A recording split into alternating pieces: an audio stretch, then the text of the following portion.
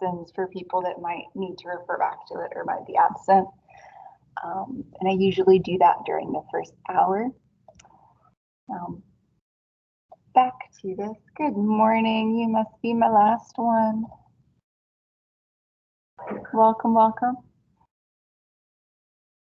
Andrea? Okay. Is it Andrea or Andrea? Okay. Now, back to this. Like I said, it is anonymous, so no one really knows. Nobody read their textbook, but I'm not surprised. It's like the first day of class. But generally, usually what people answer here and here will summarize the definition that is actually in your textbook. So in case you haven't caught on, a good chunk of this course is opinion-based. Everyone has their own opinions, both positive and negative, so we like to respect those opinions. So feel free to have your opinion and express it is what I'm trying to get down to saying. There's no real right or wrong answers with things like this, especially when we're analyzing artworks. People have different tastes. So there might be something that we come across that I really, really love, and you guys might be like, what? Why is this even art? And that's pretty common. So don't be afraid to speak up and speak your mind on those things. That opens us up to more discussion on those topics. Of course, I'm sure as we progress, you guys will get a little bit more comfortable with doing that. By the way, this is the entire class. This is my first time doing an entire face-to-face class since March last year. It's exciting for me. I hope you guys are as excited as I am. So for our first one, what is art? Introduction to knowledge and appreciation of art, a form of self-expression. That's a pretty common one, which I like it. That's more of a present day standard that art is made for self-expression. There are periods of time that we're going to be talking about later on in these 8 weeks that self-expression was not allowed in art. So that's a relatively new standard, but it's pretty common nowadays, which is awesome. An expression or representation of something, good. A picture, a painting, good. An outlet for creativity that can come in different shapes and forms. That one's really close to the book's definition. So very good, whoever wrote that one. What are the visual arts? Canvas, painting, sculptures. Yeah, those are, someone got almost all of them. Great. Well, technically you did get all of them. Painting, drawing, sculpture, photography, video, filmmaking, design, as in graphic design, crafts, and architecture. Yes. Very good. This person did a really good job too. But as far as the textbook definition, that is really, really close to it. So good job. All of these are great examples of artworks, even the blank colored one. We'll talk about that a little bit later tomorrow. Different examples of art that we experience every day. Music is really common. TV shows, commercials, cartoons, advertisements, house decor, housing designs. Those are all examples of art that we experience on the daily that we kind of take for granted sometimes. So good job, guys. This gives me an idea of where we're starting at, which is a good spot as far as overall course knowledge. I'm highly loaded.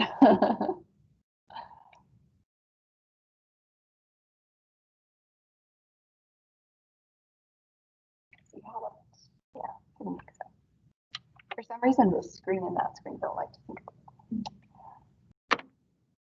Okay. So today we are getting started with an introduction into art, specifically questioning the idea of what is art. So that's today's topic, what is art, which is why that little Padlet was all around the ideas of what art is. So to get off today, I want us to continually think about that question of what art is, what classifies art, as well as keeping in mind that different people have different opinions. Some of those answers were similar, but some of them were very different from each other. because everyone has a different standard as to what art is in their own mind. Just a little introduction. This is the exact definition from your book as to what art is, which is why I said that one answer was really close. The ability to create in a special way, such as using mediums, which most of you caught on to, and that is a characteristic that is possessed by humans, although I've seen some elephants and chimpanzees paint. So yeah. Art is a common experience that we all have. We all experience it daily. And our very, very first art piece we're going to look at is by an artist named Janet Eckelman, and it's titled Her Secret is Patience. It is a very large public artwork located in downtown Phoenix, Arizona. This is the good one to start off with because a lot of times people disagree as to whether it should be considered artwork or not. It is supposed to be representative of and inspired by a saguaro cactus, which is something commonly found in Phoenix, Arizona. And it is made of a large amount of wire and some LED lighting. It is a very much representational, abstract representational, actually, interpretation of a saguaro cactus. What I mean by that is Janet Eckelman thinks it looks like a saguaro cactus, but nobody else does. It's her interpretation of a cactus. That's just to reiterate the fact that everyone sees things differently and everyone has their own opinion on how things should be shown and illustrated. And here is Her Secret is Patience right there. So how many in here think this is a saguaro cactus? Like right off the bat, if you looked at it for the first time ever, would you think it's a cactus? No. I wouldn't either. Actually, I didn't when I first saw it. But like I said, it's an abstract interpretation of a saguaro cactus. This is how Janet Eckelman chose to represent that particular object. What do you guys think of the lights? What does it remind you of, the colors? Think of Phoenix. We had a great one this morning, but we had to get up pretty early to see it. The sunrise and sunset, yes. So those are the colors of a common sunrise sunset in, well, the western hemisphere of the United States, like West Texas and Phoenix, Arizona. So she reincorporated those colors in the LED lights that she chose to use. This piece, like I said, is huge. It's gorgeous at nighttime, but during the day, you can't see the lights. So what do you guys think you see instead? Just a bunch of wire, yeah. So when this particular piece was first going up, the public was not a fan. First off, this particular artwork cost a couple $1 million, and it was paid for with tax dollars. It was a public works art piece, meaning it uses tax dollars to purchase it. Do you think when it was first being installed, these people seeing plain wires were going to be okay with that? No. What do you think they probably thought? It's a waste of money, yeah. Most people felt like it was a strong waste of money, but then it was finally lit up at night, and of course it's a lot prettier at night. And it ended up drawing in a lot of tourism to local businesses, particularly art tourism. There are people that go around the world just to see specific art pieces like this. And it brought in more revenue for downtown Phoenix. So in the end, it was a little bit beneficial. We're going to talk a little bit more about public works pieces later on in the semester, but I will go ahead and mention that there is a particular rule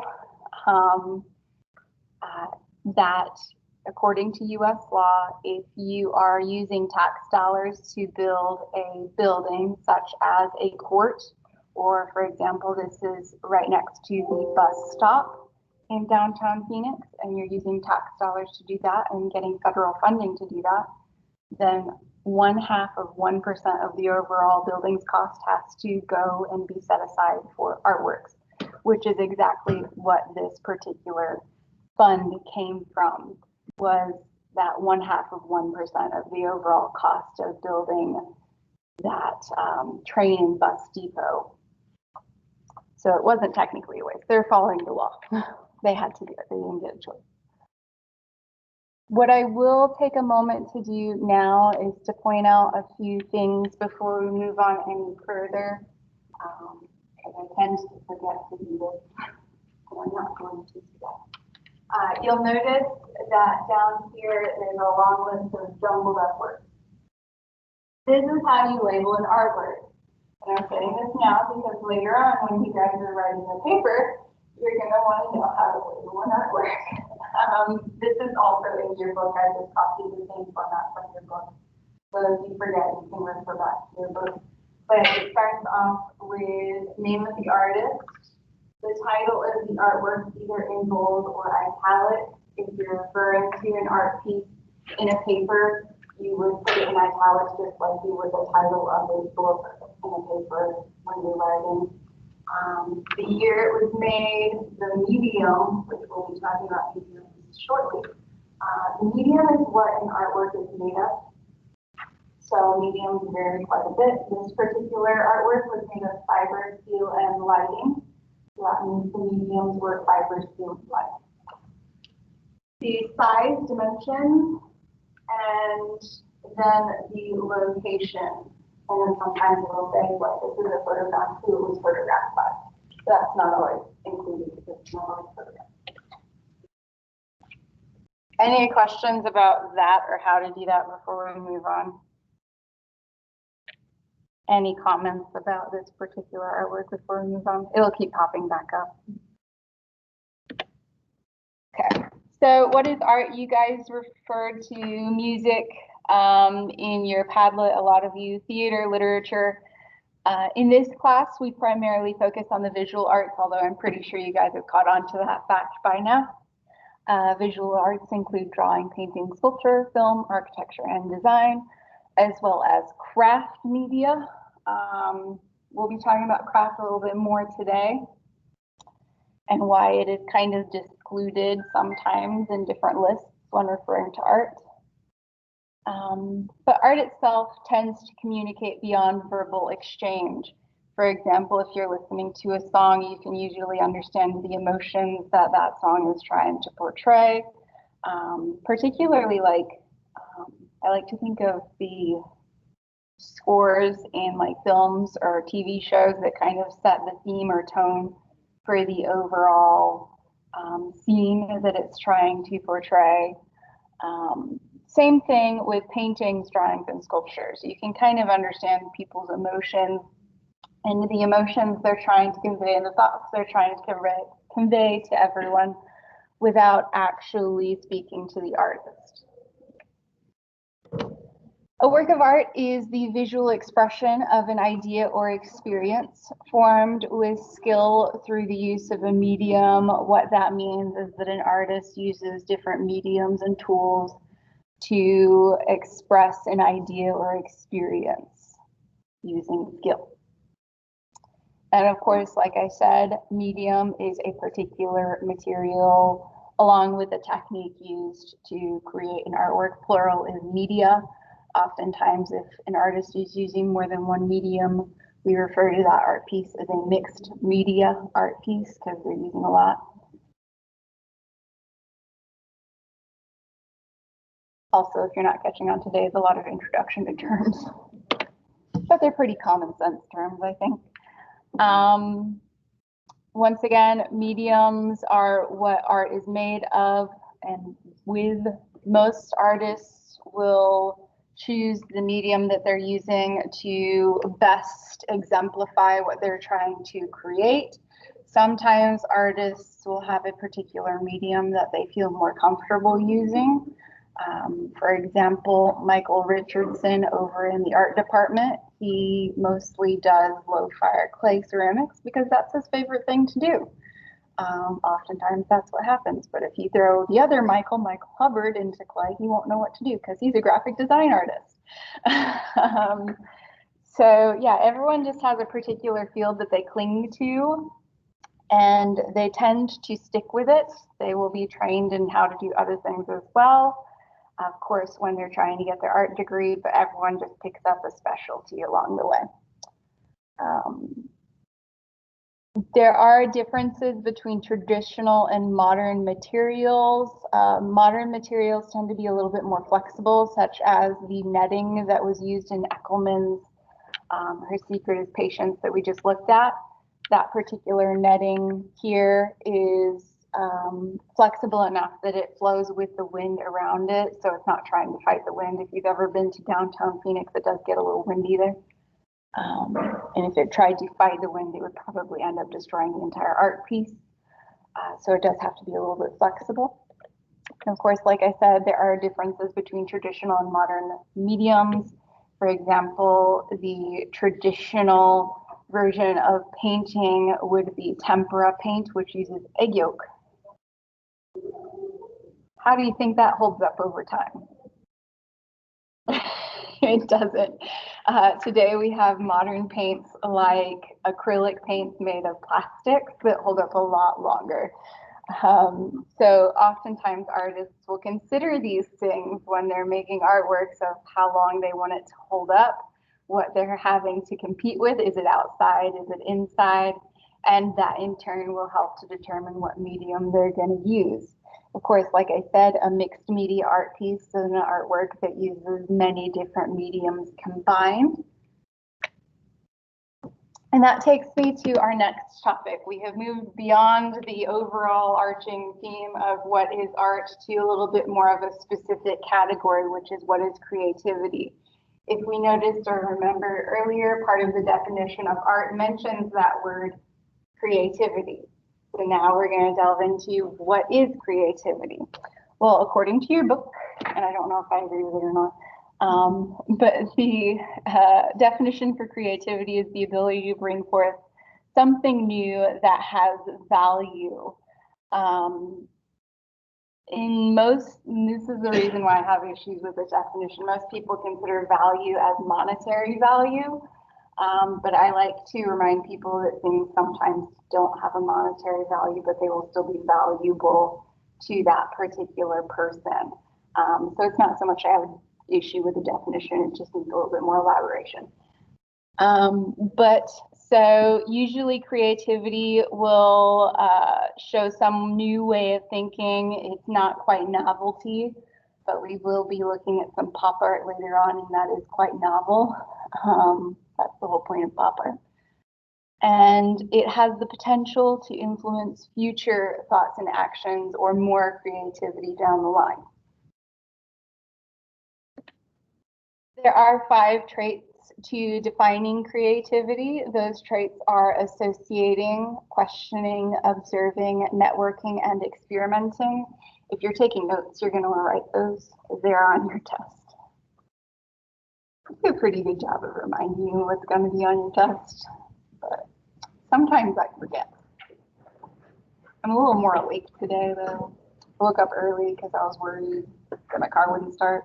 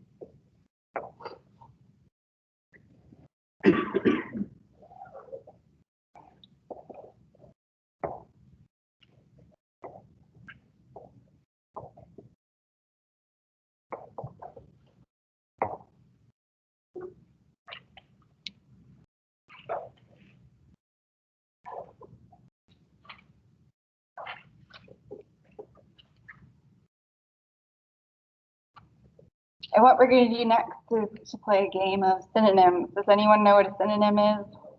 What is a synonym? Yes, very good. So we're going to find some synonyms that might be a little bit easier for us to understand what these words are actually referring to when it comes to the idea of defining creativity, because this is kind of a big topic for the next few weeks for us. So we'll spend a little bit more time on it. So associating, what does it mean to associate two things together? Or what does it mean to associate? What's a synonym for associate?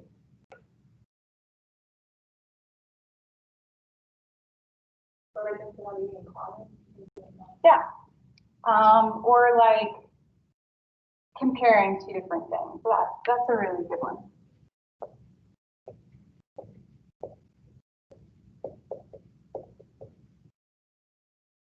So associate a couple of things. It can be more than, I don't know why I wrote a few. No. But have a few things that you're working together with, such as like mixed media, or that use fiber, steel, and lighting that Janet Eckelman was putting together. Normally, regular old people probably wouldn't be thinking about associating fiber, steel, and lighting together, but she did. What does it mean to question? Or what's a synonym for question?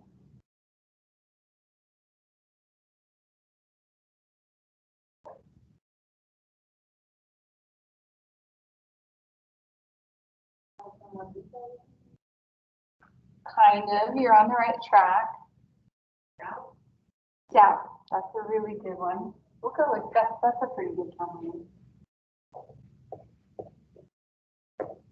Doubt or question something. The next one's easy. What does it mean to observe? Look, see.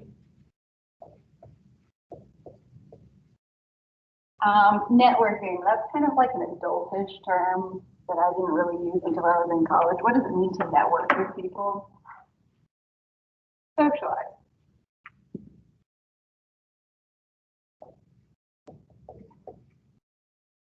And experiment.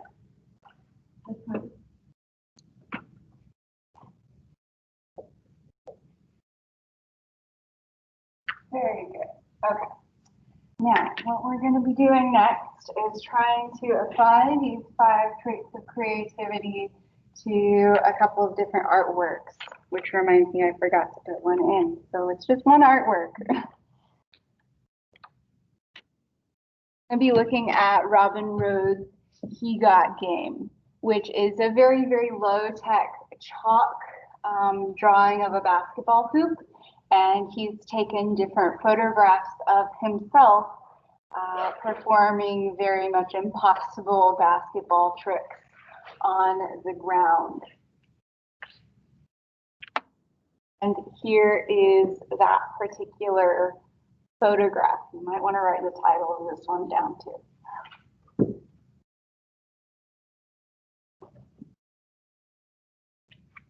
Try and blur that up for you guys.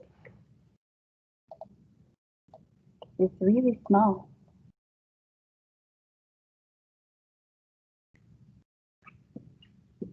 So if you notice in the image, it's just a little parking lot on the ground. He's drawn a basketball hoop with dimensions on it and some swoosh lines.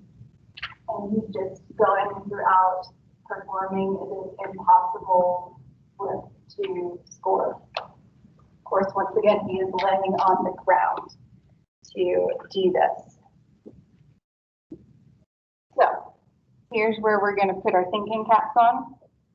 As far as applying these 5 traits to this set of photographs, we're going to go through each one.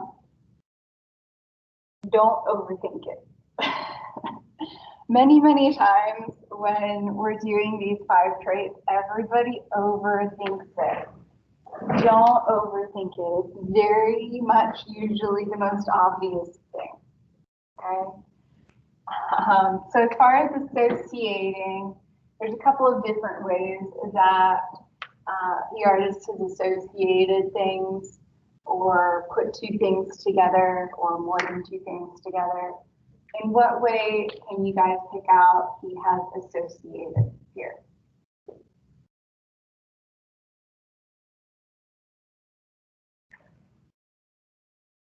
He's put a couple of things together that don't usually go together.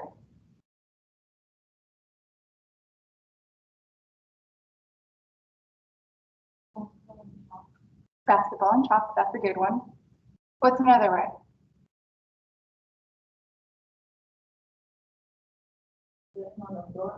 Yeah, that's a very good one. That's not quite normal, and that's not usually how you would play basketball. And of course, the last one is basketball and photography. Usually basketball is a sport, photography is an art. Those don't normally go together, but they can. Now let's see what he's questioned. What has he done to question how you regularly play basketball here? Trying to get into the little different ways. Yeah, he's doing it in a really odd, strange way. What else is he questioning how you would regularly play basketball? He's laying down. Yeah, very good. You two are like awake today, which is good. Okay, what must he have observed quite a bit in order to pull this off? People playing basketball. Very good. And of course, who must he have networked with in order to pull this off? Let's ask someone in this group. Who do you think he networked with or socialized with? Basketball players. Yeah, as well as probably other photographers or artists when he was pitching his idea. Oftentimes artists will talk with other artists just to make sure they're not crazy before they go and do something. And of course, experimenting. This one's a little bit tougher unless you're familiar with photography. But for those of you that aren't super experienced, because I know I wouldn't have known in my very first art appreciation class, photographers don't just take a picture and go with it. They take hundreds of pictures. They do this over and over and over. It'll take at least a day to get all of the shots the way that they want them. So for this, Brody most likely experimented with these different positions and piecing them together quite a bit with many, many different photographs before he was satisfied. Now, I'm so sad I forgot my other picture. Maybe I'll remember it tomorrow because it's a super cool one that has to do with candy and food. That's all what we all need in the morning, right? I need caffeine. Okay, so continuing on with the idea of creativity, this takes us into the topic that I mentioned earlier of sometimes crafts being discluded. Oftentimes in the art world, people will think that art can only be made by people that went to school for an art degree. Those are considered trained artists. However, there are many arguing today that art can be made by untrained artists.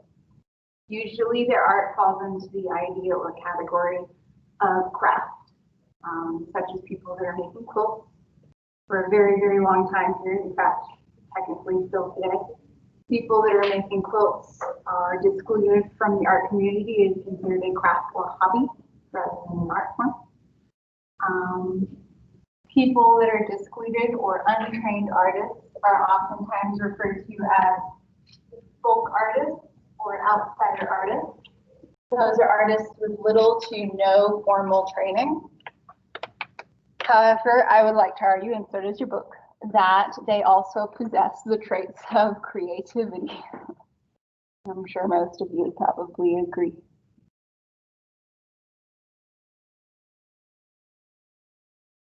However, it is very common that most people that are being shown in galleries and museums are probably trained artists who went to school for art.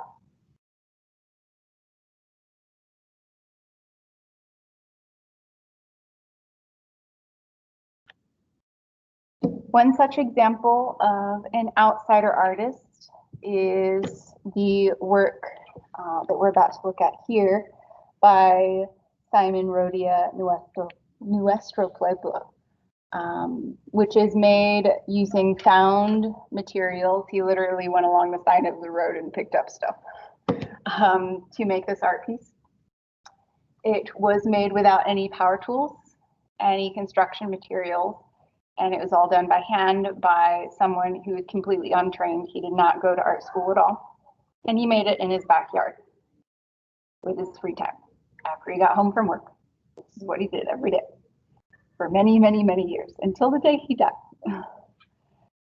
After that one, we're going to look at one by the Philadelphia Wireman. I'll come back to this slide when we get to that.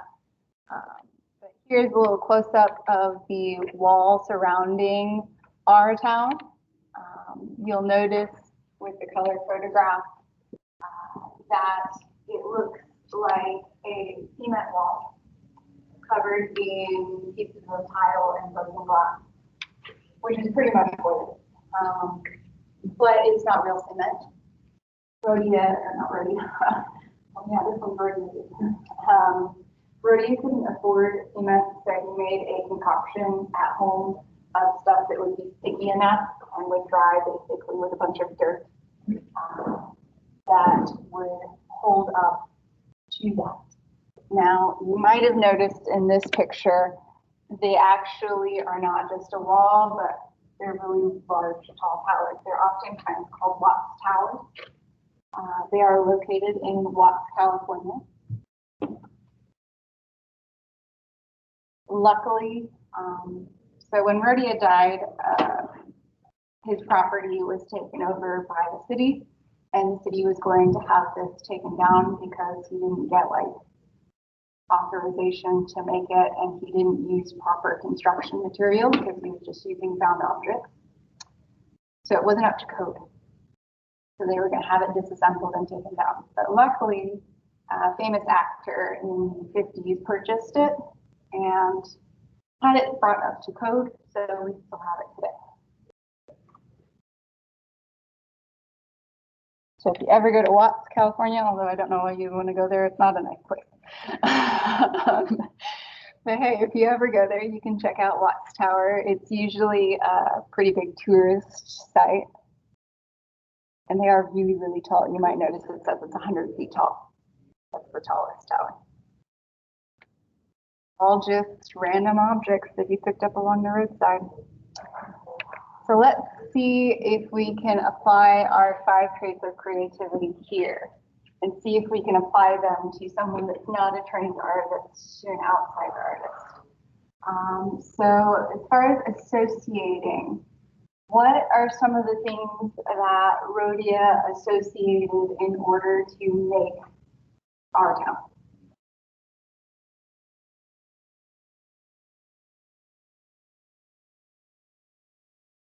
What's Nina? The random things, yeah, it's a whole bunch of associating. It's associating a whole bunch of random stuff that you just found. Also associating the fact that in his backyard he could make something like this. That's pretty crazy. What did he question?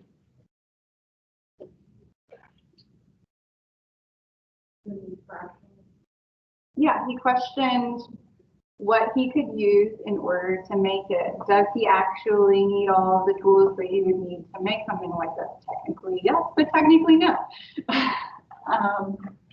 Observing, he obviously observed all of the found objects as he was picking them up and putting them in his bucket. There's actually videos of him going along the railroad and picking things up and putting them in buckets. And he would walk different routes on the way home and to work every day because he watched them from work and just spent time picking stuff up.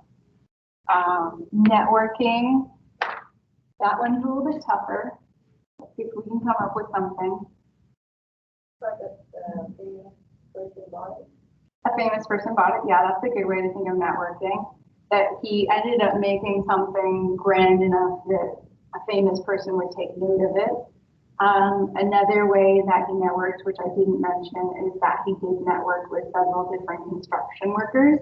to try and come up with that concoction for cement that he could make it home affordably.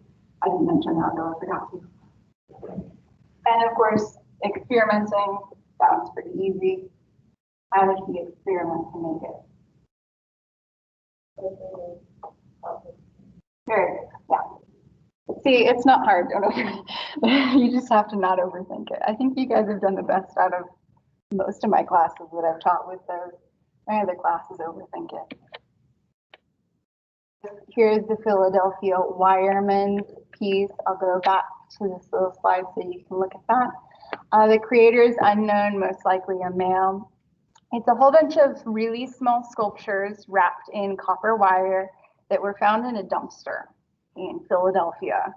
Most people think that it was probably a family member cleaning out the apartment of a deceased family member and was just throwing them away in the garbage. A gallery owner happened to notice them while he was walking and noticed that there were quite a few of them, and he picked them all up and took them and displayed them in his art gallery, making this unknown person, who's probably a dead person, really, really famous. Like I said, there's a whole bunch of these small sculptures. There's more than 1,000 of them, and the common theme is that they're all wrapped in wire. And once again, it is made using a bunch of random objects put together. This particular one is a watch face, bottle cap, nail, and a drawing wrapped in wire. Bit odd, right? So you're making faces, huh?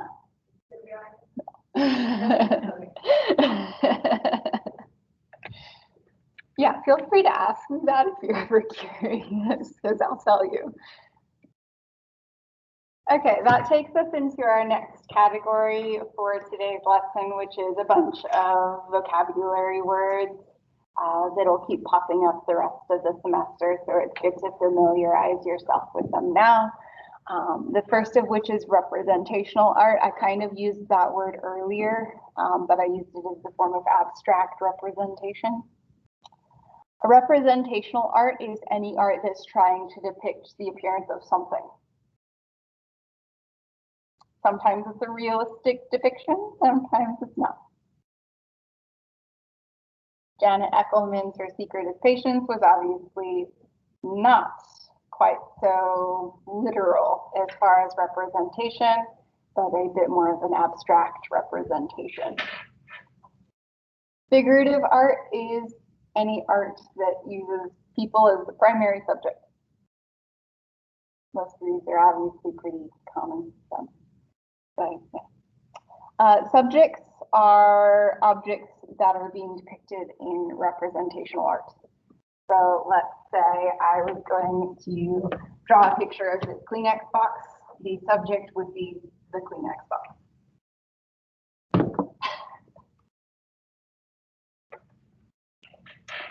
Any artwork that is trying to make things look realistic, so trying to depict a three-dimensional object on a two-dimensional surface and try and make it look 3D or as real as possible, is usually called a trompe-l'oeil painting. Trompe-l'oeil is a French word that translates to fools the eye. So that means an artist is trying to trick the viewer into thinking the object is actually real, when in fact it is just a two-dimensional depiction, such as a smoke backstage that we'll look at in a second.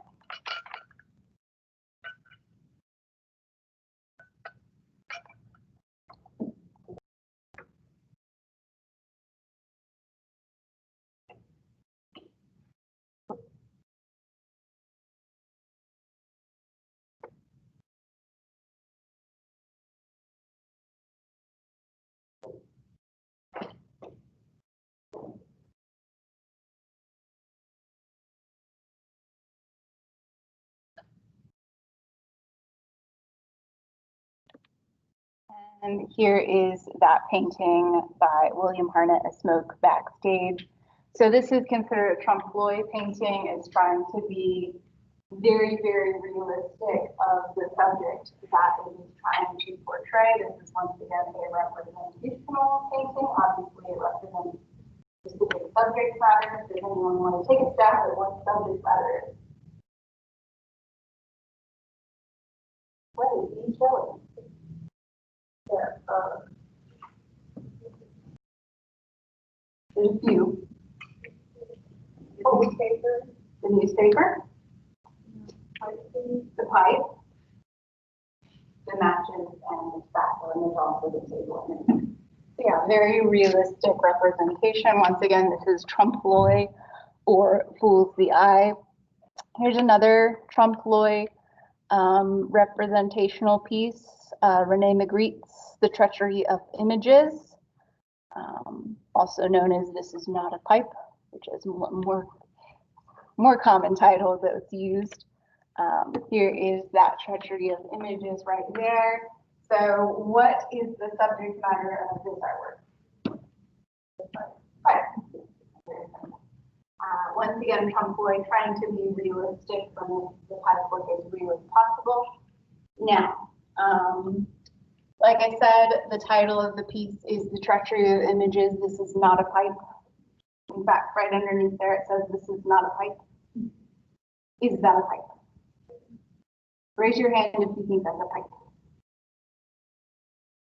Raise your hand if you do not think that's a pipe.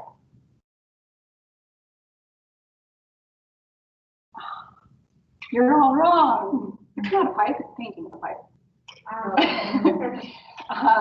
So now you're all knowing or learning for the first time probably that artists sometimes have a bit of a sense of humor.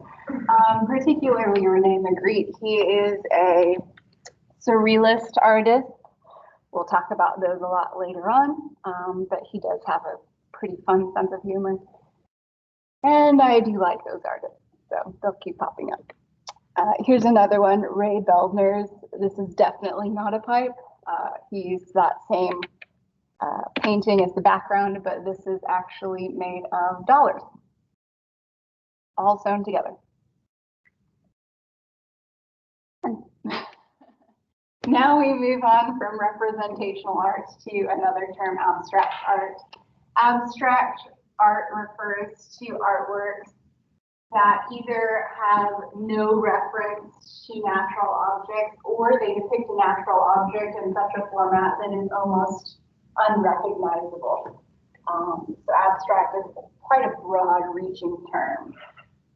We're going to be looking at representational abstract art first, and then we'll look at non-representational abstract art. Non-representational abstract art is abstract art that doesn't reference anything.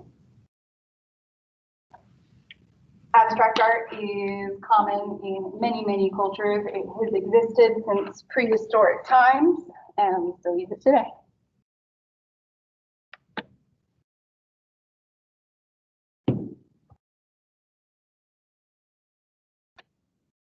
Our first example of abstract art is going to be the Chief's Stool from Cameroon, which is an older example of abstract art.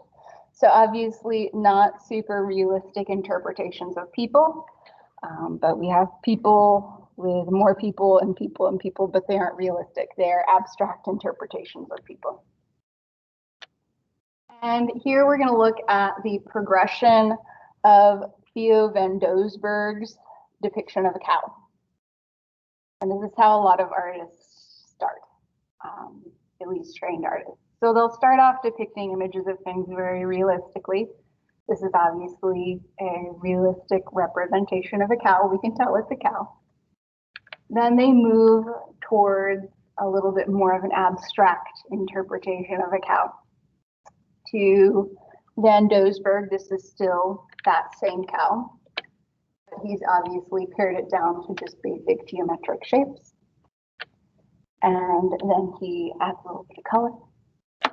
And then it gets really, really abstract. This is that cow. He has just taken those shapes and broken them up. So to Van Doesburg, this is still a cow. But we wouldn't know it's a cow unless we read the title that says the cow. That goes back to this idea that abstract art may be obvious to the viewer, but sometimes we need a verbal cue as to what exactly it's trying to represent. So we can still we can tell it's abstract, we can tell it's a cow kind of. And now it's very much, we need that little social cue as to what exactly it's representing. Once again, abstract art can also be non-representational, meaning that it does not represent any subject matter or object at all. For example, we are going to be looking at the non-objective artwork of Willem de Kooning in a second. Wait, no, we're not going to look at his today. But we are going to look at, oh, I left that one in there? Okay. Thomas's Gray Night phenomenon, which does not reference anything at all. It is just a blue painting with yellow dots on top of it. It is non-representational. It does not reference anything. It does not represent anything. We're also going to be looking at a little bit of an older version, I can never say this one, Tuku panel of New Zealand. Specifically, we're going to hone in on those geometric patterns. Oftentimes, we'll see a geometric pattern specifically with ancient cultures, such as the Greeks and their Greek key. Geometric patterns are also a form of non-representational art. They don't reference anything.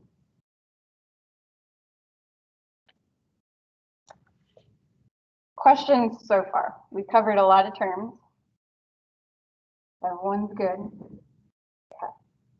Now we're going to get into the super complex stuff. In case your brain wasn't already overloaded, it's not that hard. We're going to be discussing the idea of looking versus seeing. Sit down for this one.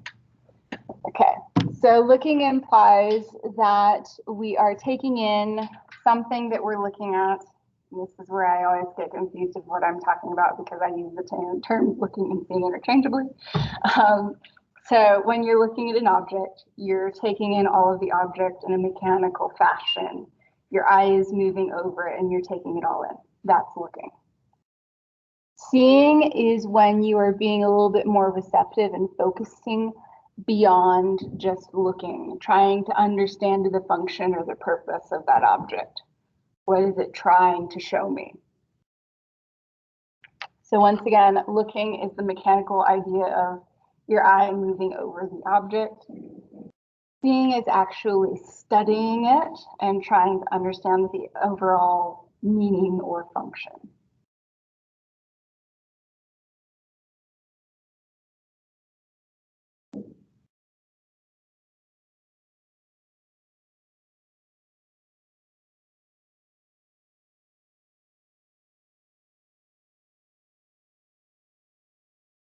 Oftentimes when people are actually seeing an object and they're making a connection with it, they will try to apply it to some form of a memory or a recollection or try to relate with it a little bit, which makes it a lot deeper than just looking at it. Oftentimes people will also go see a piece and just look at it.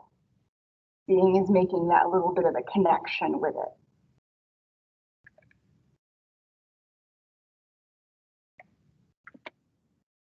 We're going to look at Edward Weston's Pepper number 30 now, and we'll see if we can apply looking and seeing to it. Here is that photograph. This is a photograph, by the way. Many times when I show this one, people think it's a drawing. It is a photograph. I'll give you about 30 seconds to take that in, and we'll see what you are looking at, and then we'll see if we can make a deeper connection to it.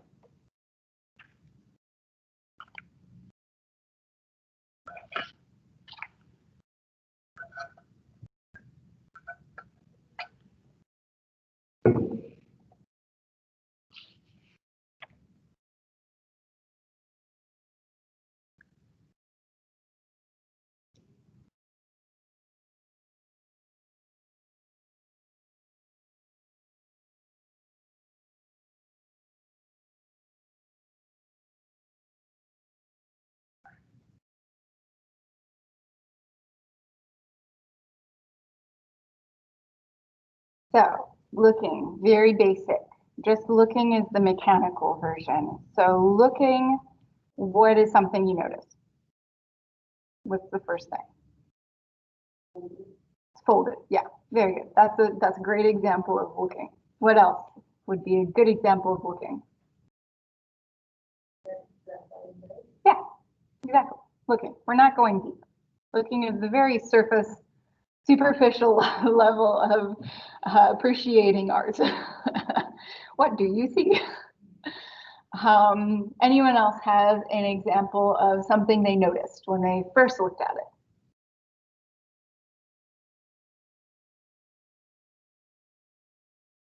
it? Then we'll move on to seeing. Seeing is a lot deeper. That's making connections or associating things together. You too can associate things together. So what are some of the things after staring at it for a long time and trying to make connections that you might come up with?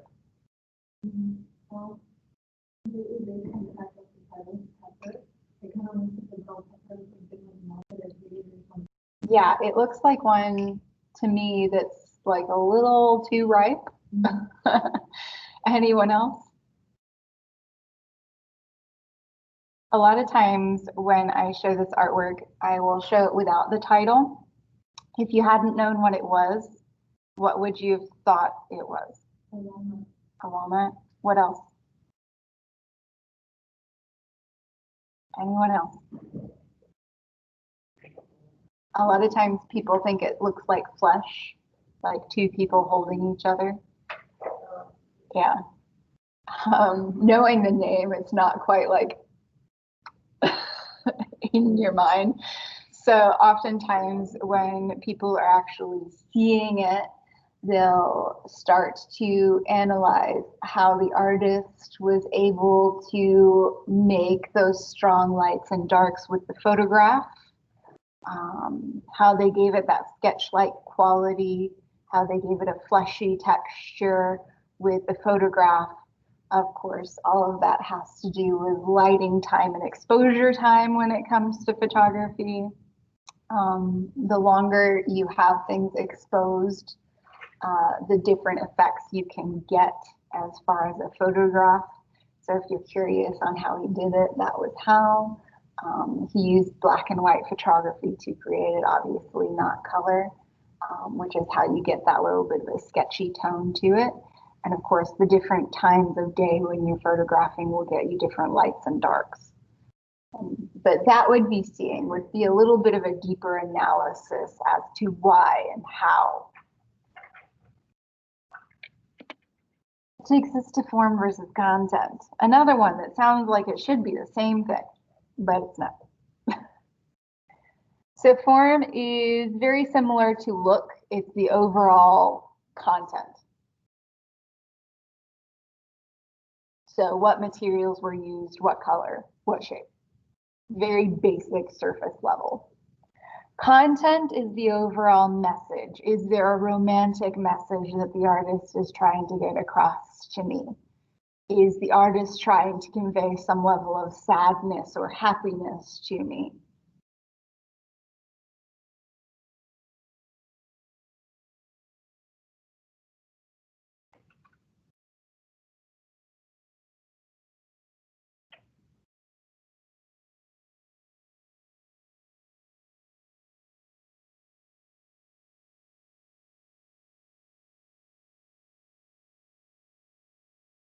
And to compare these two words, we're going to be looking at two different artworks. They both have the same title, but they're very, very different artworks.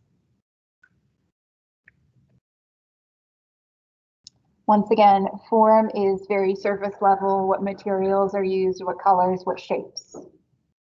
Content is the overall theme.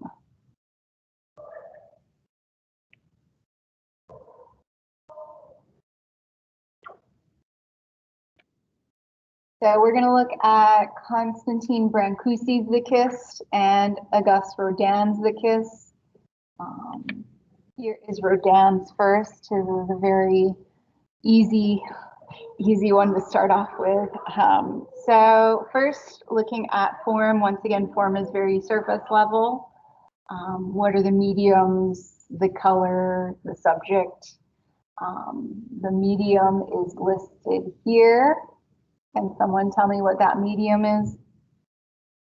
Marble, yes, so it is made of marble. What objects is he trying to portray? People, very good. So people are the subject matter. Of course, the color is white. Now let's see if we can find the content. Content is the message or the theme. Don't think too hard. Affection, romance, love, yes. Very good. Here's Constantine Brancusi's The Kiss. Same name. Very, very different. So start off with, what is the form? Limestone. What was that subject? It's the same subject, people. Two very, very different people. For Brancusi's, his subject is also the stone itself, which is how it's a little bit different than Rodin. He is using the actual shape of the stone instead of trying to change the stone. He uses that shape to create this. He doesn't try to alter it too much. We see common themes from prehistoric cavemen as well. They wouldn't try and alter the shape of the stone. They would work with that shape to make their object. Now let's move on to content. This one's content is very, very different. And I'm not going to try and quiz you guys because it's very obtuse. But the content of this particular object is the symbolic concept of being one. Because his form is also referencing the limestone, you might notice that they are still attached together completely. So he is trying to reference the content of the fact that he didn't separate that stone. That stone is still one stone. It's become one. Two lovers are acting like the stone to become one. It's a little bit deeper than Rodin, even though it looks a lot simpler. It's a little bit deeper, which is oftentimes how contemporary and modern art is. It usually looks very simple. It's a little complex. So form and content are seeing and responding to the form. Of course, artists will almost always have some sort of a message that they're trying to send to the viewer, and that is what the content is all about.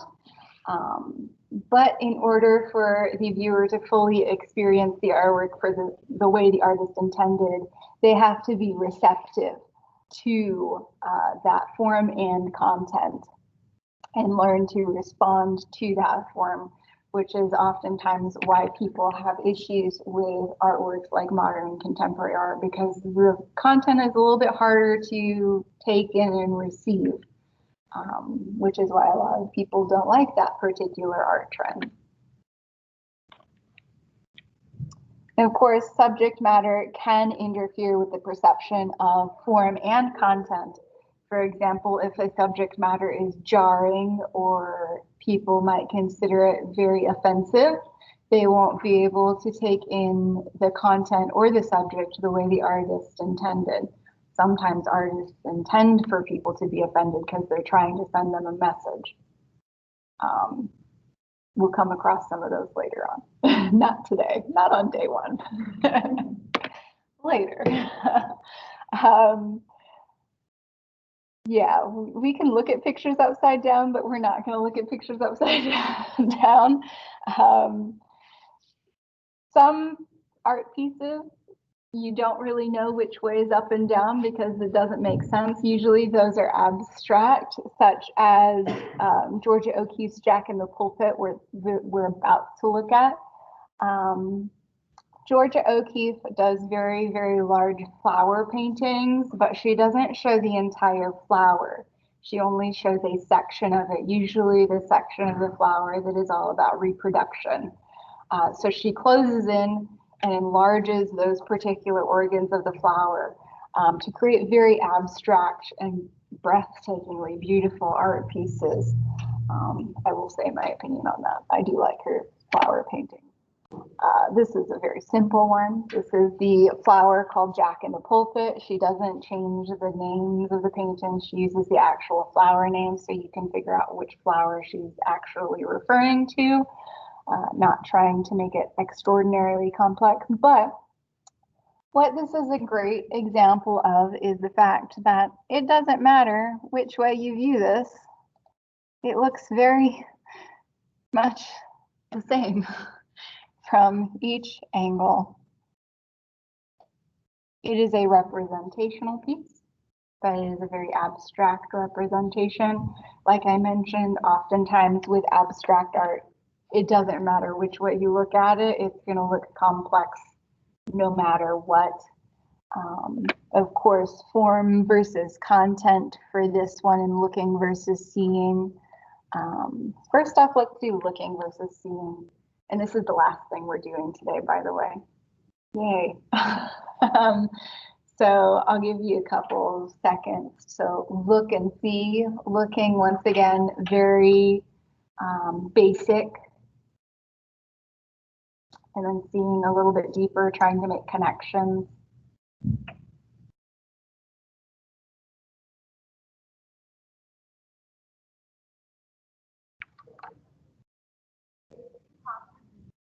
Oh no, I lied. There's one more thing after this. There's one more vocabulary word, but it's a fun one. It is. So looking, what is the first thing you notice? Colors. Yeah, that's usually the first thing I notice too, is the different colors and the swirling. Seeing.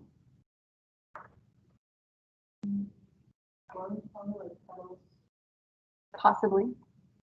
Yeah, you're trying to pick out the different parts of the flower now, which is good. That's what you should be doing if you're trying to analyze it, is to try and figure out what parts of the flower she was using for which section. Of course, you'd probably need to know what a Jack in the Pulpit looked like to figure out exactly which parts are which. Now let's try and do form versus content. Form very similar to looking, very basic. What is the subject? What are the colors? What's the medium? Things like that. So let's go to someone on the far side because I haven't heard from you four in a while. What is the first thing you notice when you're looking for form? So like, what is the medium?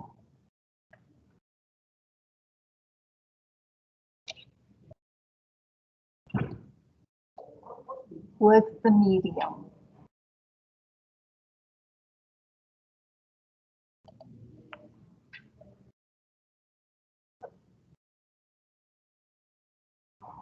Probably only like one of you. What's the medium? Oil or paint. Thank you. It is oil paint on canvas.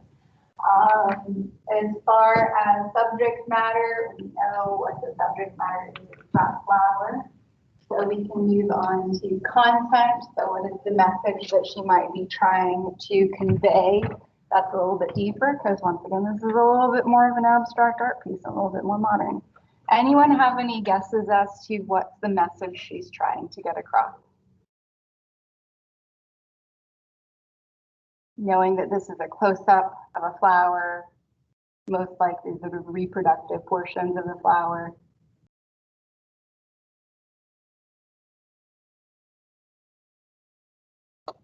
This was painted about 10 years after women get the right to vote. What?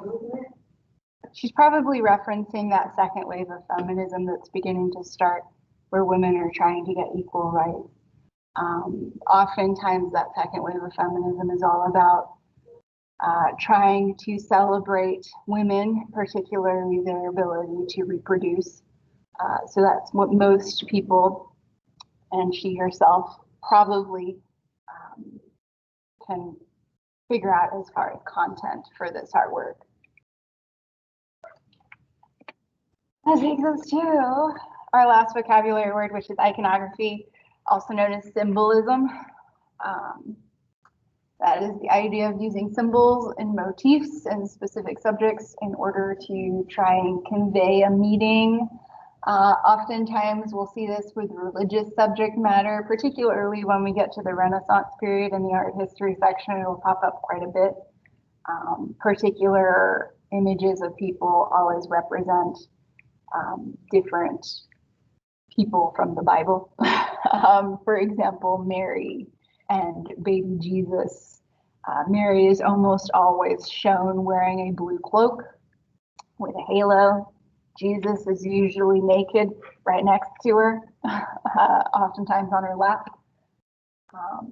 We'll also see it referenced in Eastern art with the Shiva Nataraja and Buddha and other religious icons. Not all works contain iconography.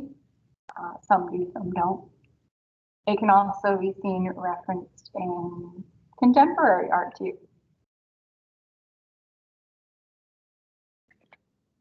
Here's an example of iconography being used by Raphael.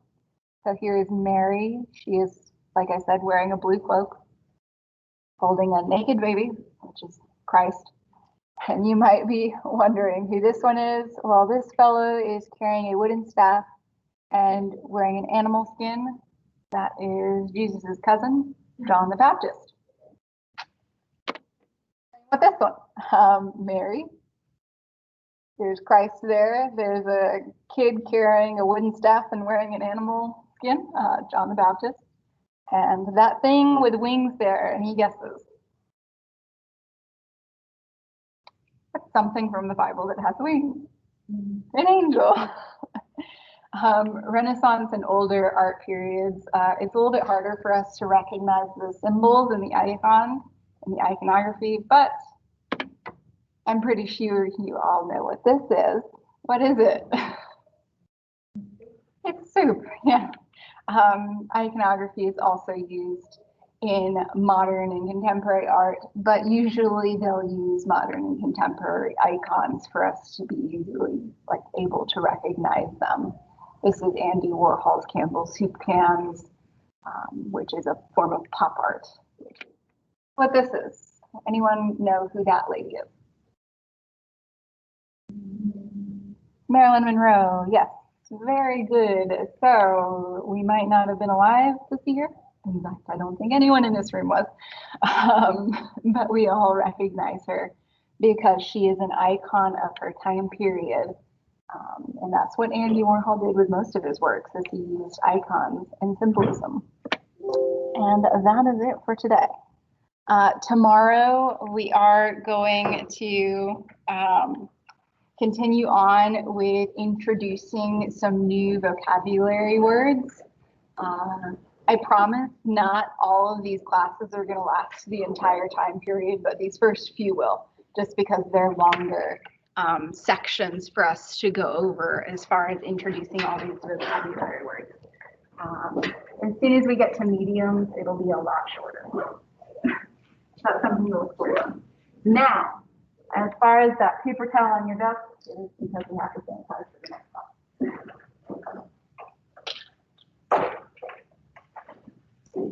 I hope you all had an enjoyable morning. I know I did, and I cannot wait for tomorrow class.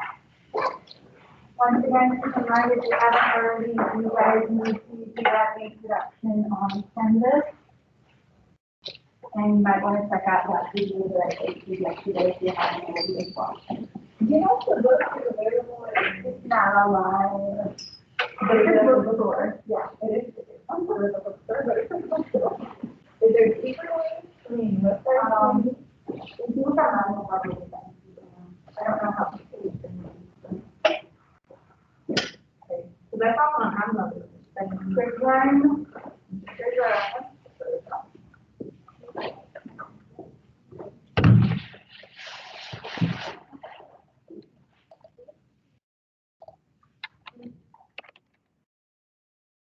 There's a website called bigwords.com.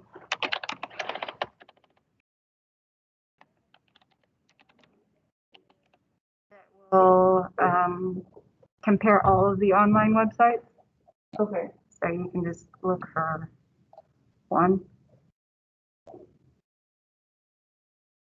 and compare it.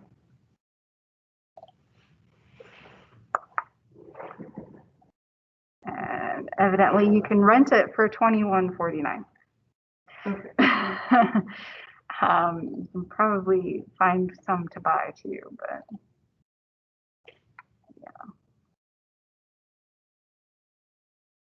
Thank you. you might want to check out the bookstore because I mean that way you'll have it right away. Yeah. But it's up to you. Okay. Thanks.